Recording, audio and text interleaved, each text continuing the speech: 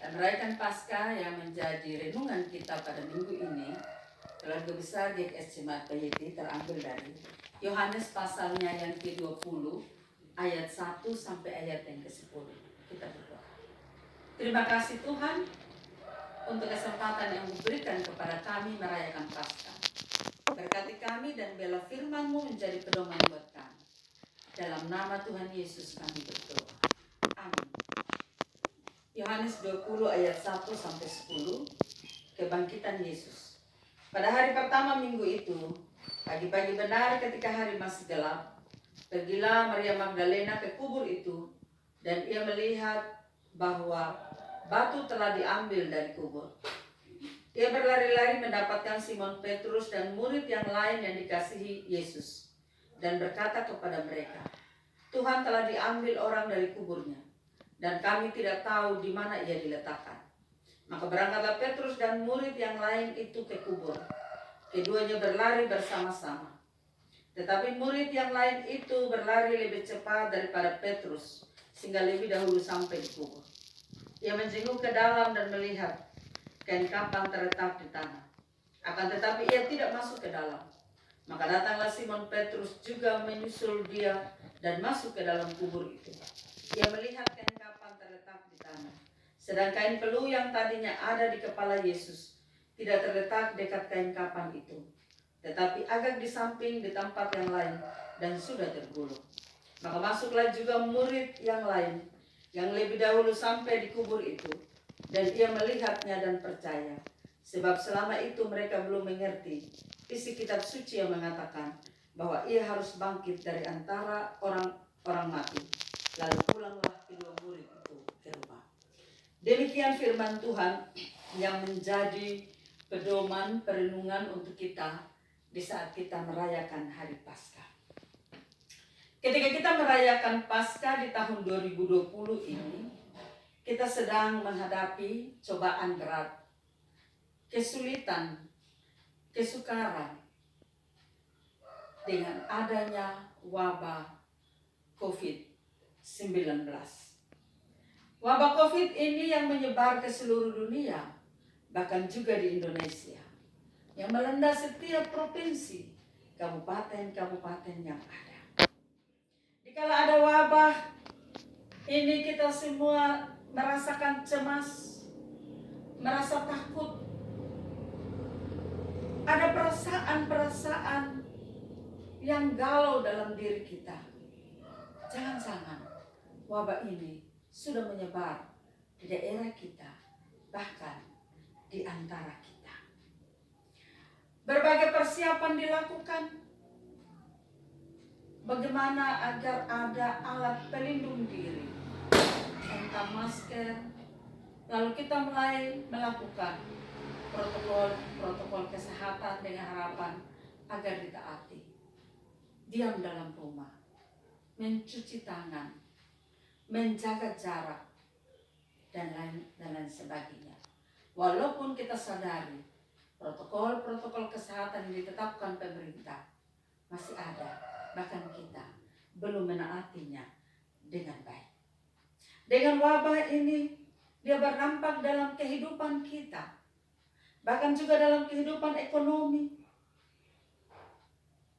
Ada sedikit perasaan berbelas kasih.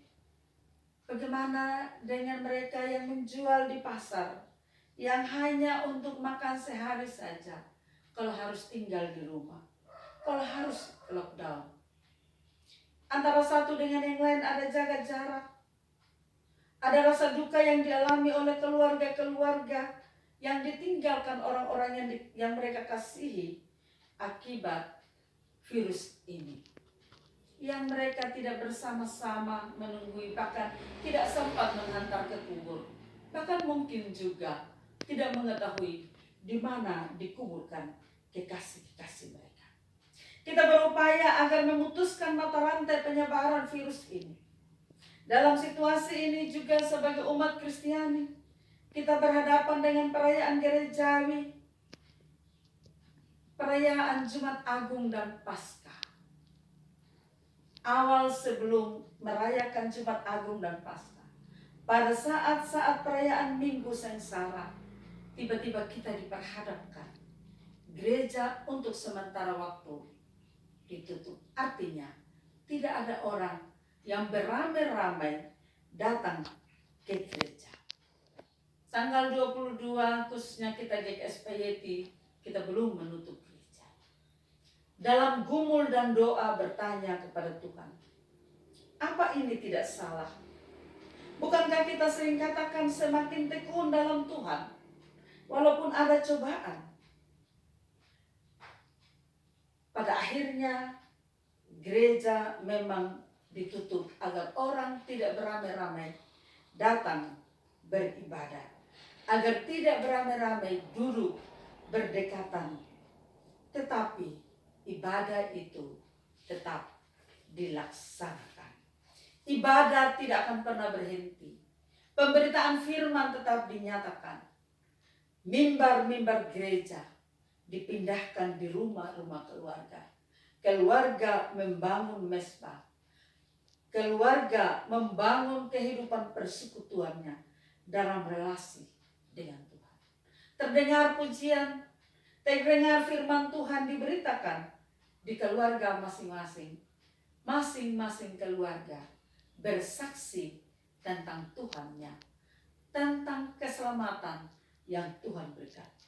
Di saat kita memiliki momentum perayaan Jumat Agung dan Paskah, sekalipun jaga jarak, tetapi kita senantiasa dekat di dalam Tuhan, di dalam persekutuan, di dalam doa kita, di dalam relasi dan komunikasi dengan Tuhan yang tidak pernah terhenti. Momen Jumat Agung dan Paskah mau ingatkan kepada kita kepedulian dan kasih Tuhan yang tidak pernah berhenti walaupun ada banyak kesulitan yang kita alami. Bapak, Ibu, dan saudara-saudara yang kekasih di dalam Yesus Kristus, sebagai umat Kristiani, kisah tentang wabah penyakit yang kita jumpai saat ini mengingatkan juga kepada kita peristiwa beribu tahun yang silam.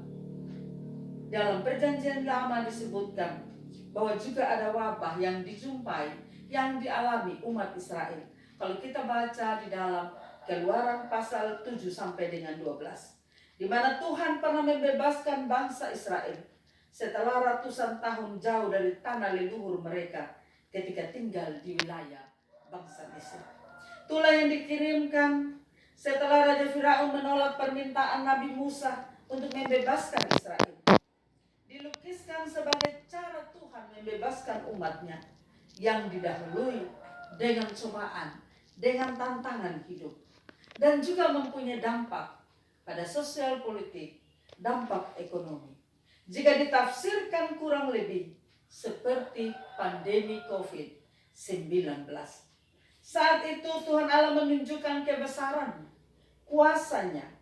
Terdengar tangis dan keluhan orang yang tertindas. Keluarnya Israel dari Mesir kemudian dirayakan sebagai Paskah.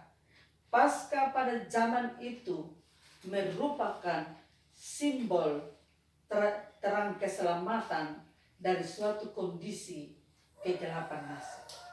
Keselamatan diperoleh melalui suatu proses yang panjang. Ada harapan, ada kehidupan, ada kebangkitan. Saudara-saudara yang kekasih di dalam Yesus Kristus, saat ini kita juga merayakan Paskah. Bangkitnya Yesus dari kubur telah melewati proses. Maria Magdalena dan kawan-kawan pergi ke kubur. Di situ disebutkan ada Petrus. Kalau kita baca dalam bacaan yang lain, ada kekhawatiran dari Maria dan kawan-kawan. Siapa yang akan menggulingkan batu kubur itu? Tapi ketika mereka tiba di kubur, harapan baru dinyatakan. Kubur telah terbuka. Paskah merupakan kemenangan bagi umat Kristiani. Yesus telah menang atas maut. Dan itulah peristiwa Paskah. Paskah adalah pusat dan puncak hidup iman. Ada suasana baru. ada sukacita. Dari kematian ada kehidupan. Dari balik salib ada kemenangan. Harapan baru dinyatakan bagi para murid saat itu, bagi kita, bagi saya dan saudara-saudari, bahkan bagi bangsa dan negara. Oleh karena itu Bapak, Ibu, dan saudara-saudari, yakinlah bahwa ada harapan baru bagi kita sekalian, sekalipun mungkin saat ini kita berhadapan dengan kesulitan, khususnya dengan merebaknya COVID-19. Yakinlah dengan kerjasama dan kepatuhan mendengar himbauan Persekutuan Gereja Indonesia, Sinode Gereja Kristen Sumba, himbauan pemerintah, kita sekalian, bangsa ini menang melawan belenggu penyakit maupun risiko krisis ekonomi yang ditimbulkan oleh kekalutan karena wabah virus ini. Yakinlah bahwa badai akan berlalu. Selamat Paskah, selamat merayakan kebangkitan Kristus. Amin. Kita berdoa. Terima kasih Tuhan, Engkau beri kami kesempatan merayakan Paskah, merayakan kemenangan Kristus yang adalah kemenangan kami. Berkati kami, kuasai kami dengan Roh Kudus-Mu, dan biarlah kami tidak dikalahkan oleh kesulitan, oleh pergumulan, bahkan lewat wabah yang merebak saat ini. Kami percaya Tuhan pakai kami semua, Tuhan pakai pemerintah kami. Dan Tuhan berkati dengan hikmat dan kebijaksanaan. Dan pada akhirnya, dalam kuasa kasih Tuhan, wabah ini dapat dihilangkan. Berkati semua orang, berkati semua keluarga, berkati semua anak-anakmu, supaya senantiasa ada sukacita dan damai sejahtera di dalam perjalanan kehidupan. Di dalam nama Tuhan Yesus Kristus kami berdoa. Amin. Kami mengucapkan selamat Paskah, Tuhan memberkati. Salam. Salam.